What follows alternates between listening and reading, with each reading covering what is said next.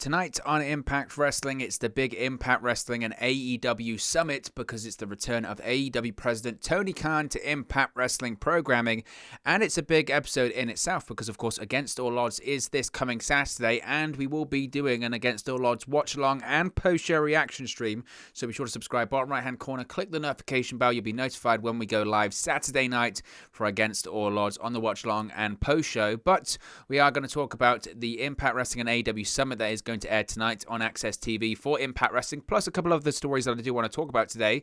Now, with a controversial finish and ending to last week's main event on Impact Wrestling on Access TV between Sami Callihan and Moose, the question weighing on everyone's minds heading into tonight's Impact Wrestling is what is going to happen to the main event at Against All Odds this coming Saturday. Well, we will get answers tonight on Impact with an Impact and AEW Summit to question and resolve any unsettled disputes that the two companies might have walking into this marquee matchup before this weekend. Now, last week, of course, Moose was attacked by the Good Brothers, Doc Gallows and Carl Hansen, giving Sami Callihan the disqualification victory over the current #1 contender for the Unified Impact World Championship. Now, Executive Vice President Scott D'Amore of Impact Wrestling thought that since Callihan technically had beaten the #1 contender, it would only be fair and right to add him to the main event this coming Saturday at Against All Odds, turning what would be a singles match between Moose and Kenny Omega into a triple threat match for the Unified Impact World Championship. Well, tonight at the Summit, former Impact Wrestling Executive Vice President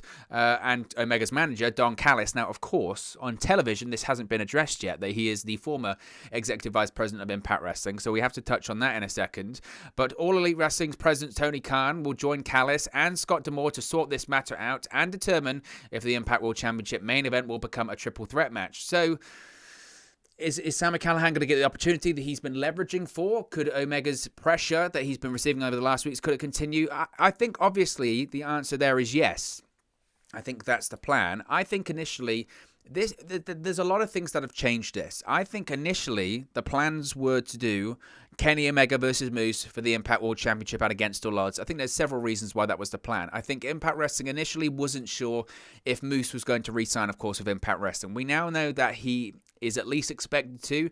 The implication is that he has already signed, or he's very close to signing, or the expectation is that he's staying. Now, Moose is denying that, of course.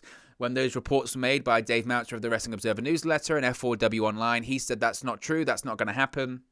Or he said certainly that wasn't true and said, if you get your news and information from me, not anyone else. He subsequently teased that he has signed somewhere, but he hasn't said which promotion it is.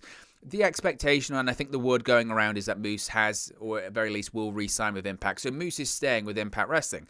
I think if the expectation was that Moose's contract was going to expire and he was going to go somewhere else, because obviously his contract was set to expire in June, I think what they would have done if Moose's contract had expired in June would be that they would have wanted to get that Kenny Omega Moose match because it's a big match. So if they knew that Moose was leaving because of his contract, they would have said, right, we need to do the match anyway, so we're going to do it at Against All Odds. Omega retains, but we get to promote an Omega versus Moose match because that's good business. That's good money for us.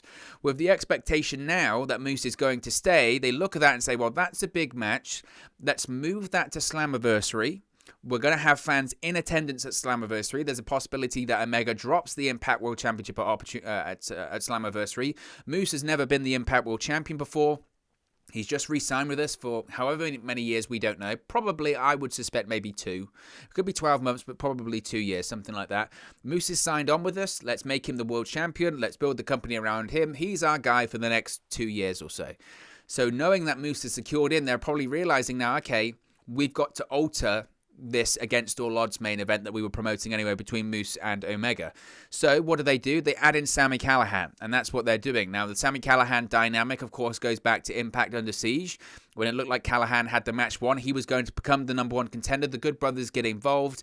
They cost him the match. Don Callis identifies Sami Callihan as a wild card. He doesn't want him to be challenging for the Impact World Championship. For whatever reason, he perceives Sami Callihan as a threat to Kenny Omega, and he doesn't want him involved in the Impact World Championship pursuits.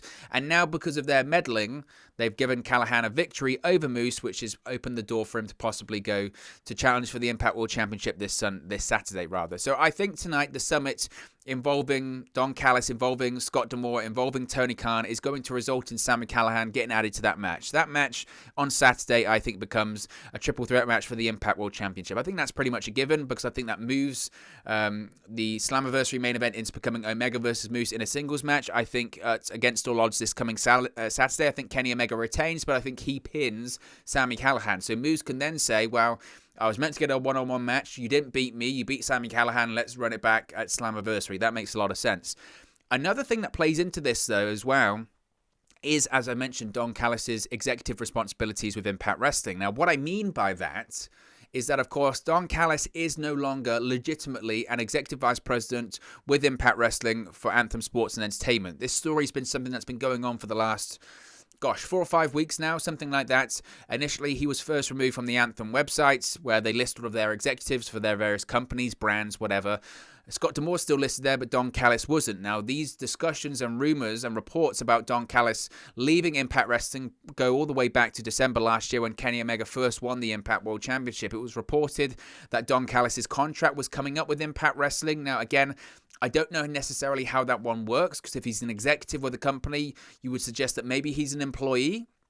But even if he's an employee, he could certainly hand his notice in, and maybe his notice period would be a couple of months, and then he would be free to sign with AEW. Either way, that report looks to be accurate in the sense that Don Callis is leaving his executive position, or certainly has left his executive position with Impact Wrestling and is now signed with AEW just as a talent. He's working as a talent only on screen with Kenny Omega in Impact Wrestling. Therefore, because he's Kenny Omega's manager and he's part of the Kenny Omega gimmick in terms of being his manager, when Kenny Omega's on Impact, that means Don Callis comes to Impact. Now, we've seen Tony Khan mention that maybe Don Callis is also working as a backstage consultant. He certainly helps consult for Kenny Omega segments that they do and Kenny Omega storylines in AEW. Whether he grows into more in AEW, only time will tell. One would think, given his experience, not just in Impact Wrestling, but also in WWE and in ECW, and certainly his executive position in Impact Wrestling. And also prior to coming into Impact, he was very successful in the corporate world as well. He's a great asset to have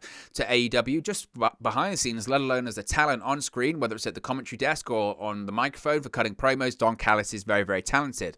What they haven't addressed is they haven't addressed this on camera in Impact Wrestling yet, because as far as we're aware, on television last week, you're still getting Don Callis booking matches. He's still calling himself a booker, and he's still saying, I'm going to make matches with the EVPs, with the co-EVPs.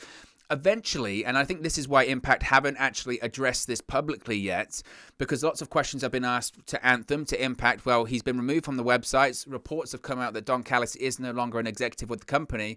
Why doesn't just Impact or Anthem themselves, why don't they confirm this? I think the reason they haven't confirmed this is because they're going to confirm it in storyline. They're going to confirm it on television. Does this happen at the Summit tonight? Maybe. I think maybe we could have a situation whereby Scott D'Amore and Tony Khan come together on a ruling to say, look, you can't be Kenny Omega's manager and the executive vice president of Impact Wrestling as well. You can't do both. Your loyalties are mixed. It's bad ethics. You have loyalty to Kenny Omega, but you also have an executive loyalty to Impact Wrestling as well. You have to choose. You can't be the manager of the Impact World Champion and also run the company or be an executive in the company. It's not applicable. You have a conflict of interest. We can't do it anymore. So either they force Don Callis to choose, or maybe they take it upon themselves to say, Scott D'Amore says, look, in the same way that I spoke to Tony Khan last week, I've also spoken to the board of directors at Anthem Sports and Entertainment. They have decided that due to your conflict of interest and your abuse of power, you are no longer an executive vice president with Impact Wrestling. You have been stripped of your responsibilities. You are no longer an employee of the company. You're only Kenny Omega's manager. And then Don Callis can reveal, well, actually, I signed with AEW. I've got a managerial contract with Kenny Omega. I go where Kenny Omega goes, or something like that. They can do something like that, and I think eventually they will confirm it on Impact Wrestling via the storyline, which will then eventually confirm in real life that Don Callis is no longer an executive with the company. So obviously lots of ramifications tonight. It's going to be interesting to see Tony Khan back on Impact Wrestling. I'm assuming he's going to be there in person. I think he's been backstage at most of the TV tapings, frankly. Whenever Kenny Omega's there, he's there as an AEW representative most of the time. So it's going to be fascinating to see what Tony Khan has to say in his performance. I know that some people, when it comes to Tony Khan, they don't like sometimes his promos, or they don't like when he stands there with the arms folded out and pushing out the biceps, giving it that. I know it certainly annoyed a lot of people when he did the promo on Nick Khan right before the first Friday Dynamite a couple of weeks ago on the Go Home edition of Double or Nothing. If you're a fan of Impact or you've watched Impact since last year, since the Impact and AEW working relationship, you'd be more than used to those promos. We were used to it at this point. We'd send those paid advertisements and promos all the time. It wasn't a problem at all. So I actually found that quite humorous, frankly, that people got so outraged. I was like, I've seen this on Impact Wrestling a ton of times. What are you on about? So it'd be interesting to see what he has to say. I know that, look, I enjoyed Tony Khan's paid ads that he did on Impact Wrestling.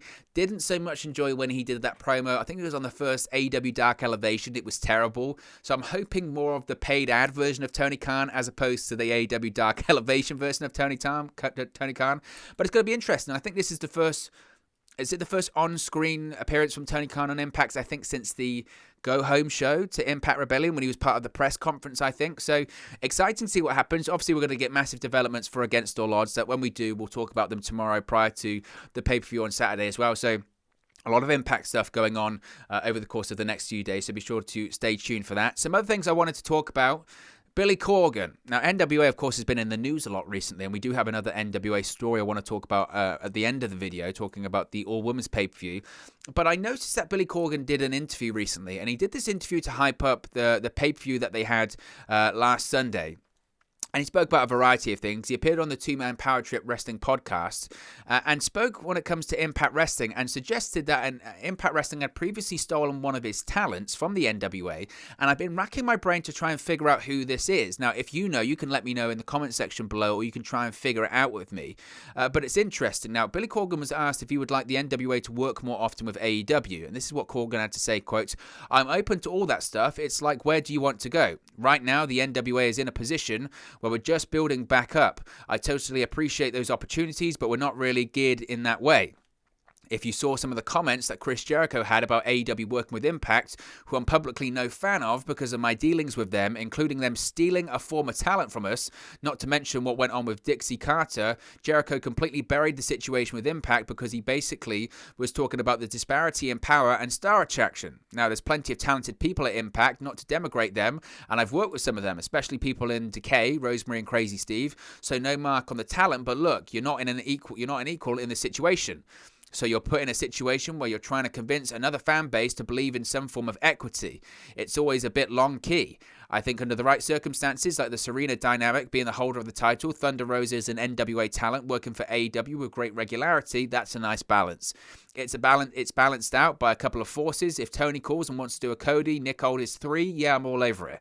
Some of the traditional ways that people work together, invasion angles and stuff like that, I don't think that's a good fit for either one of us. Tony has more talent than he knows what to do with. He doesn't need our talent too. Now, I agree with most of what he's saying there, in fairness, Billy Corgan, but I find the Impact comments very interesting. Now, obviously, we know the history when it comes to Billy Corgan and Impact Wrestling, his heat there, especially with Impact and Dixie Carter, given how that situation ended up, certainly in litigation and legal battles. But what I did want to talk about there is when he talks about Impact Wrestling stealing a talent of his. Now, I've been racking my brain as to who this is. Now, again, I don't know. I did a quick Google search and couldn't really find him addressing this before. I think it's Willie Mack. Now, you can let me know in the comment section below if I'm right or wrong on this one. I looked at the timelines briefly. Now, Willie Mack made his debut of Impact Wrestling, I believe, in late 2018.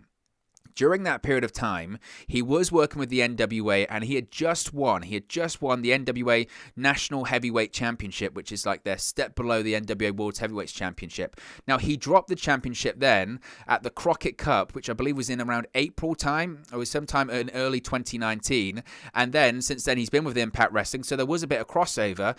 But did Impact Wrestling steal Willie Mack from the NWA? I don't know. Now, if it's another name, you can let me know in the comment section below. Because I don't know if it's relatively obvious. But we spoke about this before, and this does tie into what I'm going to talk about in a second when it comes to the NWA All-Women's Pay-Per-View. I mentioned before, are we going to see a situation where some of the Impact Wrestling female talent works that NWA All-Women's Pay-Per-View? Because Mickie James essentially said, look, we're open for business, we're open for any females, whatever company you're in, if you're under a contract, whatever, you can work for the NWA for this one-off NWA Empower Pay-Per-View is what they're calling it.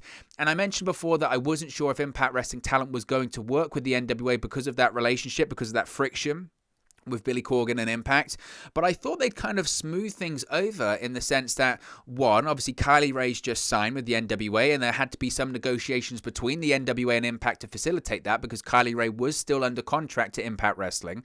They had to work out a release between Kylie Rae and Impact before she could sign with the NWA. On top of that, I recall an NWA World Heavyweights Championship match taking place inside of the Impact Zone. I believe it was it's either a World Championship match or it might be an empty arena match between Tim Storm and Josephus. Either way, there was a match under the NWA umbrella, under Billy Corgan, that took place inside of the Impact Zone. And again, that takes negotiation. Now, how involved Billy Corgan was in those negotiations, this was at the time where Dave Lagana was still the vice president of the NWA, but also he was involved in all of that Impact Wrestling drama that was going on with Billy Corgan at the time because he was writing and he was heavily involved in Impact Wrestling during that time period. So I don't know. Given that obviously Billy Corgan still has a massive, massive issue when it comes to Impact Wrestling, and I don't blame him. There was a lot of money on the line. It ended up in litigation. And frankly, what did he get out of it? Nothing. He got nothing out of it. And some of the crazy stuff about lawyers signing contracts that weren't actually legal in the state that they were signed in and all that kind of stuff. It's crazy.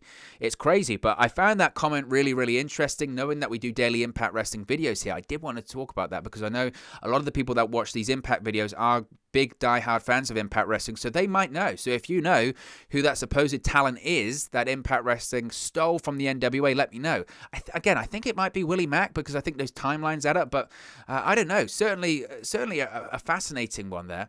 Now, speaking of Impact Wrestling talent, Matt Cardona, he recently sat down with the Busted Open radio show and gave some advice for some recent WWE releases. Now, we spoke about this briefly because Carl Anderson, if you recall, had some advice for the talent that was recently released by WWE, basically told them to stop it with the thank you tweets, get over it. And I didn't necessarily agree with that. I agreed with betting on yourself, knowing your value, but I didn't see the value in disparaging your former employer and, not thanking them for the opportunity, because in a lot of these cases, were they not used properly? Yes. But also, they're better off because of it, and they're better known because of it. They are a bigger name, and they can request bigger money and get bigger contracts in their post-WWE career. Why? Because they work for the WWE. Now, Matt Cardona who of course was let go by WWE in April of last year, since appeared for AEW and Impact Wrestling, saw his fiancée Chelsea Green released by the WWE in April and said the release could work out for all involved if they're willing to put in the hustle. This is what he had to say, quote, "I tweeted this the other day or something similar, even last month when Chelsea and everyone got released. This can be the best thing for you. If you do the work, if you, bet on yourself and take a chance on yourself and hustle, but if you just think all of these promoters are going to book you and you're going to get all of these paydays, that's probably not going to happen. Maybe if you're Braun Strowman, but for everyone else, you're going to have to work for it and hustle and make a name for yourself again and make your own merch. And whether it be a side project like a podcast or something, you've got to make it for yourself because nobody's going to hand it to you." That I love. I love being in control of my own destiny. Whether I succeed or fail, I just want the opportunity to do that. Now, I find that interesting because I think that advice is very good advice. I think it's probably better than Carl Anderson's advice the other day when it comes to this released WWE talent. The only thing you could say is when it comes to Matt Cardona, learn from Matt Cardona's mistakes. This was a guy that was with WWE for, he probably was there 2005. He was there for about, 15 years. Let's say about 15 years. He was there for a really long time, and he wasn't released for a long time. And especially in his last few years there, he wasn't doing all that much. Yes, he might have had a Raw Tag Team Championship victory with Brian Myers, but those championships don't mean nothing. And he wasn't being used for the longest time, and every time he felt like he was moving up the card or getting an opportunity, he got his legs cut from underneath him. And maybe he was there for too long. Maybe he was content with where he was because it was guaranteed money, and maybe I'm not doing what I could do, but it's guaranteed, and people don't get these opportunities for this period of time in WWE, so I'll stay there and do all that kind of stuff. But I think he would probably admit to you now that he probably wishes he left WWE a whole lot earlier because now he's betting on himself. Now he's in control of his career. Now he's doing a red hot angle in GCW with Nick Gage, and that's going to do good business. Matt Cardona feels more relevant than he's probably been in about 10 years.